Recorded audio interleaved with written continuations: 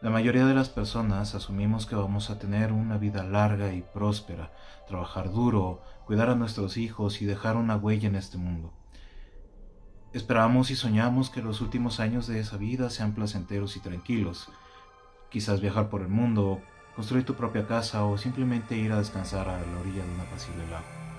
Sin embargo, en el año 2014, el matrimonio de ancianos conformado por Russell y Shirley Termont serían despojados de ese sueño de una manera brutal, y se abriría una serie de investigaciones y surgirían teorías de los cómo y los porqués de este terrible suceso. Yo soy Tenebris, les doy la bienvenida y esta noche les presento el caso del matrimonio Termont.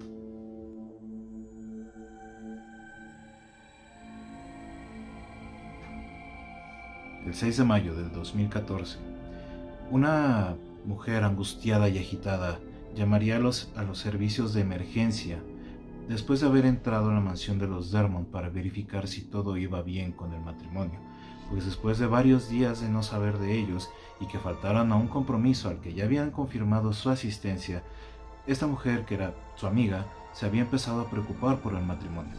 Sin embargo, cuando ella entró a la mansión, no esperaba lo que iba a encontrar ahí, y lo que halló la dejaría horrorizada por el resto de su vida, pues el cuerpo de su amigo, Russell Dermont, se encontraba tirado en la cochera de su mansión, a un lado de la camioneta, pero solo era el cuerpo, pues la cabeza había desaparecido.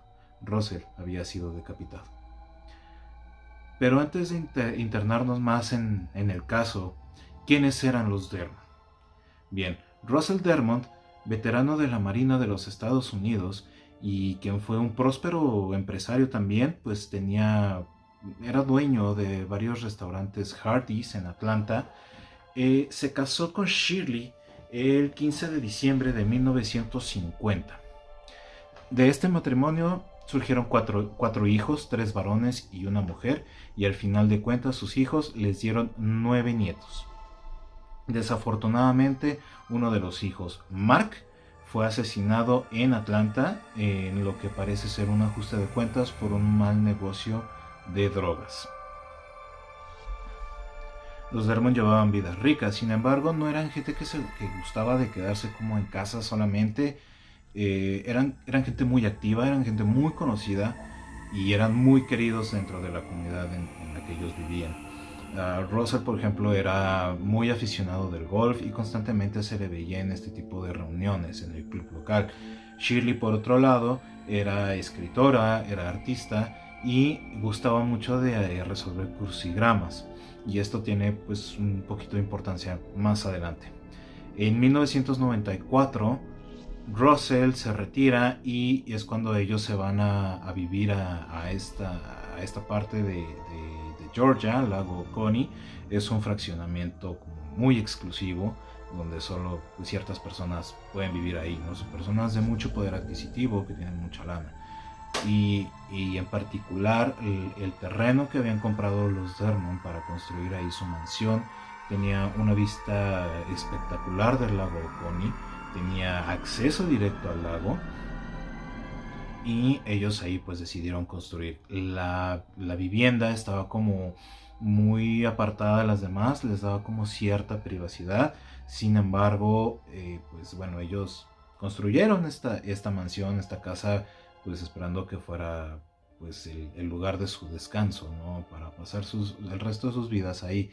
Y ellos creyeron que pues era una fortaleza en donde pues nadie los podría tocar. Sin embargo, estaban muy prontos a descubrir que esto estaba equivocado.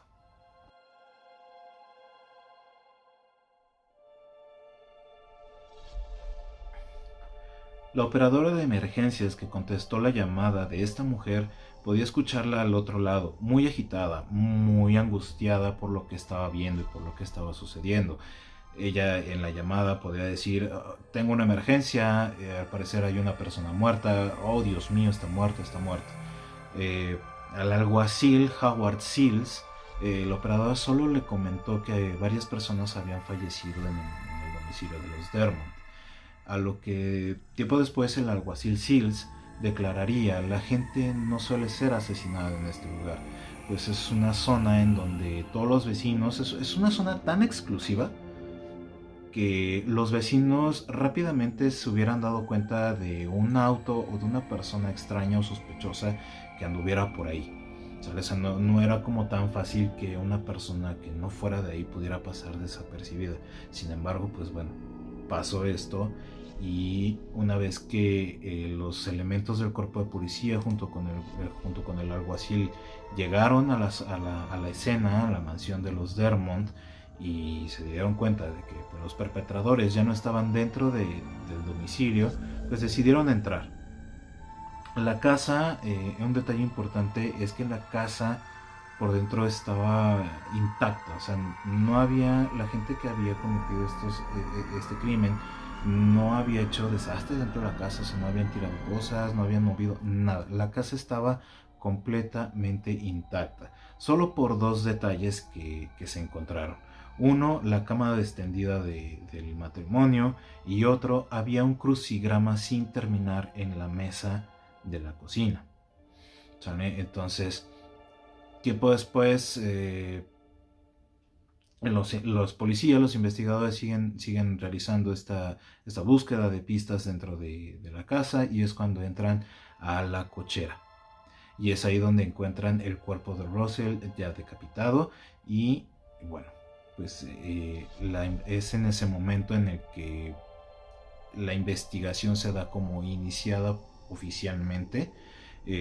Seals después también señalaría que no había señales de violencia, o sea, él decía que era evidente que la amputación de la cabeza de Russell se había hecho post-mortem, pues no había como la actividad arterial de cuando pues cortan una cabeza, ¿no? Es decir, si tú cortas una cabeza, las arterias siguen bombeando sangre, y esto pues bota y surge así como en chorros, y hay muchas manchas. Entonces el alguacil Seals decía que él pensaba que la decapitación de Russell se había hecho post-mortem, ya que no había evidencias de esta actividad arterial en ningún lado.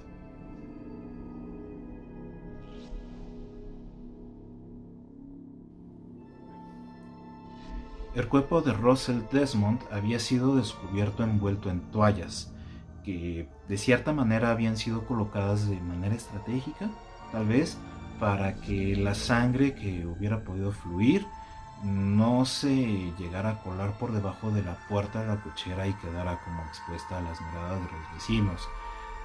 Sin embargo, se encontró un gran rastro de pólvora en la ropa de Russell. Entonces, la pregunta era cómo había fallecido Russell. Estos indicios de pólvora llevaron a pensar a los investigadores que primeramente Russell había recibido un disparo en la cabeza. Después, ya muerto, fue que le amputaron la cabeza, pusieron las toallas para que la sangre que pudiera brotar del cuerpo muerto de Russell no escurriera hacia la calle, y de esta manera tratar de ocultar el hecho lo más tiempo posible, que pasara desapercibido, y las personas que hicieron esto se llevaron tanto la cabeza como tal vez los casquillos de las balas que se habían disparado, para evitar que fueran como rastreados, ¿sale? Porque, bueno, quienes sepan a lo mejor un poquito de balística o de ciencias forenses saben que una bala tiene ciertas marcas, y esas marcas pueden ser rastreables. Entonces, si efectivamente Russell había recibido un disparo, tanto el casquillo como la punta de la bala podían ser rastreadas. Entonces, si la bala había quedado incrustada en el cráneo de Russell, probablemente los perpetradores amputaron la cabeza, se la llevaron y limpiaron la escena de los casquillos.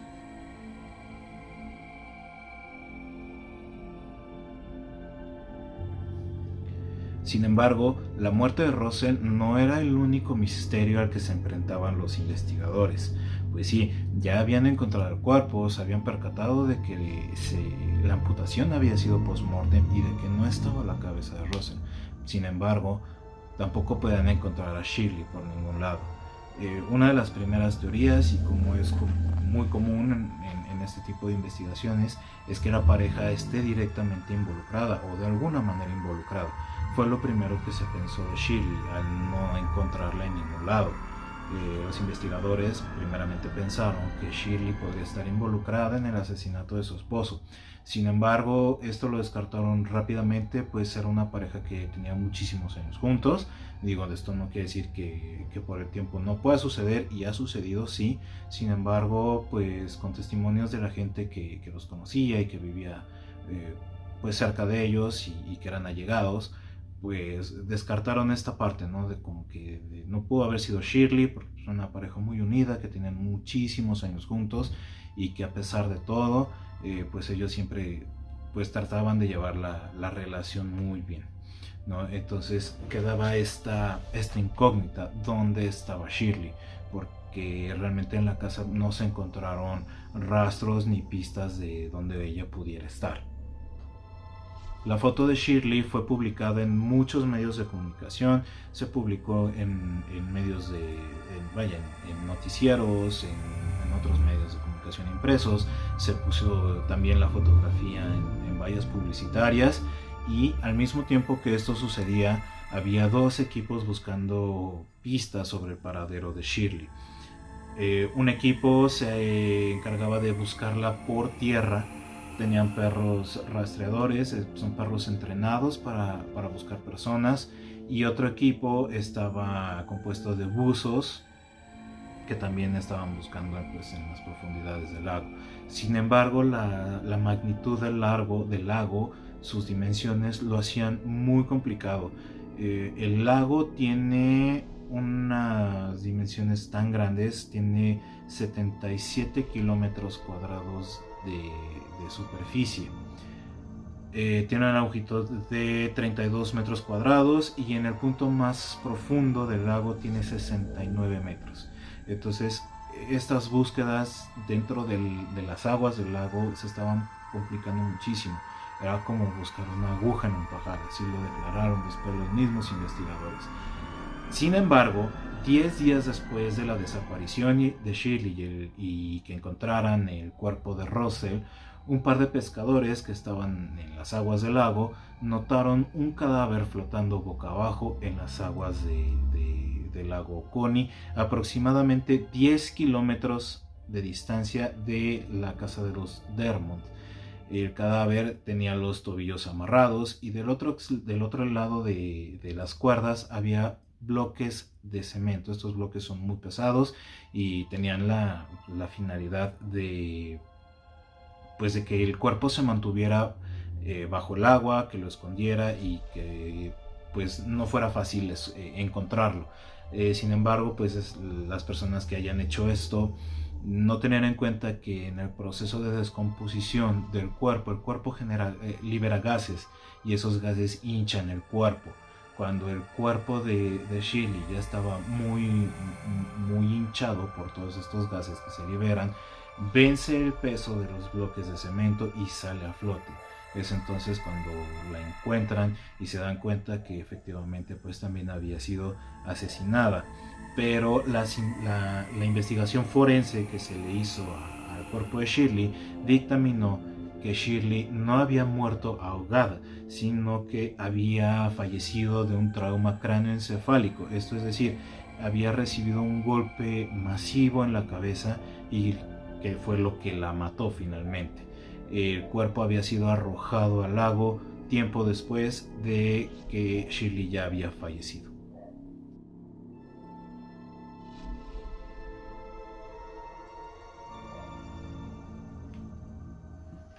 Tres teorías surgieron sobre este caso y de cómo habían sucedido las cosas o por qué habían sucedido.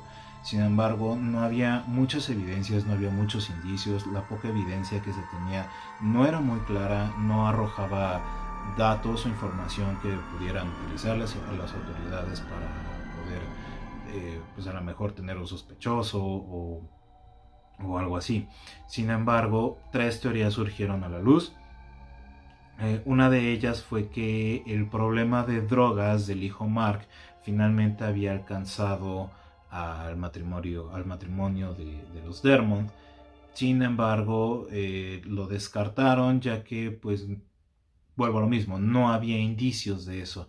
Al parecer, el problema del hijo Mark, que fue el que había fallecido en Atlanta, había quedado ahí y no había como más involucramiento de la familia Dermont en esta situación, y todavía acabado el día en que asesinaron a Mark. Otra de las teorías era que tal vez alguien había querido entrar a robar a la casa de los Dermont. Sin embargo, pues tampoco era como una versión viable, ya que, como mencionamos antes, no había revolturas en la casa estaba perfectamente como debería estar. No había muebles tirados, los cajones no habían sido saqueados, las puertas, las ventanas, cualquier tipo de entrada no había sido forzado. Entonces, lo que llevó a la tercera teoría, y que fue la que más fuerza cobró y la que fue más plausible para los investigadores. Al tener en cuenta todo esto de que las entradas no habían sido forzadas y que no había como este tipo de rebuscamiento entre las cosas del matrimonio, entre sus propiedades, los investigadores asumieron o pudieron concluir que las personas o la persona que haya cometido estos actos conocía a la pareja. Aunque por testimonios de sus amigos, de sus conocidos, los Dermont no tenían enemigos conocidos, no había rastros de algún negocio turbio que hubiera podido ocasionar toda esta situación, y la situación fiscal del matrimonio siempre había estado en orden. La teoría dice que tal vez alguien, por despecho, por celos, por envidia, este tipo de situaciones, tal vez actuando por venganza por estas cosas, hubiera podido entrar a la casa a través del lago. Como lo mencioné al principio, la casa está en un lago, es un lago muy grande, y imaginen por un momento la famosa casa de Amityville, del caso de los DeFeo. La casa tiene una entrada principal, que es el acceso, pues, de las personas, y en la parte de atrás tiene un pequeño atracadero donde los DeFeo tenían un bote y demás. Entonces, es más o menos de este estilo la casa de los Dermont. En la parte de atrás tiene una pequeña como escalinata que llevaba a un embarcadero muy pequeño en donde los Dermont tenían un bote. Entonces, la teoría que los investigadores tienen es que estas personas o esta persona pudieron haber llegado por el lago para así evitar ser vistos fácilmente. Una vez que atracaron en el muellecito, entraron a la propiedad de los Dermont, y es cuando cometen estas atrocidades. Sin embargo, hasta ahí queda la teoría, no hay más evidencia de ello, y el caso sigue envuelto en misterio. Es a la fecha, el año 2021, que la cabeza de Russell Dermont nunca fue encontrada. No hay más indicios, no hay más pistas. En 2015 surgió un probable testigo que denunció haber visto a una persona sospechosa merodeando por el jardín de los Dermont, pero esa pista pues no llegó a más información. Actualmente el caso se está convirtiendo en un caso frío, uno de los más de cientos de casos fríos que existen en Estados Unidos por falta de pruebas, falta de indicios, falta de sospechosos. Así que eso es todo por esta noche. Yo soy Tenebris y espero que les haya gustado. Nos vemos la próxima semana. Banda, espero que les haya gustado el video de esta semana. Es un caso muy interesante y que sigue sin resolverse y sigue envuelto en misterios. No hay más pistas, no hay sospechosos, no hay nada más que lleve a una conclusión del caso de los Dermont. De antemano quiero pedirles una disculpa. Sé que había publicado que lo iba a subir el día viernes por la noche, sin embargo pues tuve algunos problemitas técnicos y no lo pude subir hasta apenas ahora. ¿Sale? Entonces espero que les guste. Si les gustó, denle un pulgar arriba. Síganos, suscríbanse al canal, síganme en mis redes. Me pueden encontrar en Facebook como Tenebris Dominus, en Instagram Tenebris-Dominus25. Suscríbanse aquí al canal y hagan que repiquen las campanas de notificación. ¿Sale? Los quiero mucho, banda, cuídense mucho y nos vemos la próxima semana. Chao.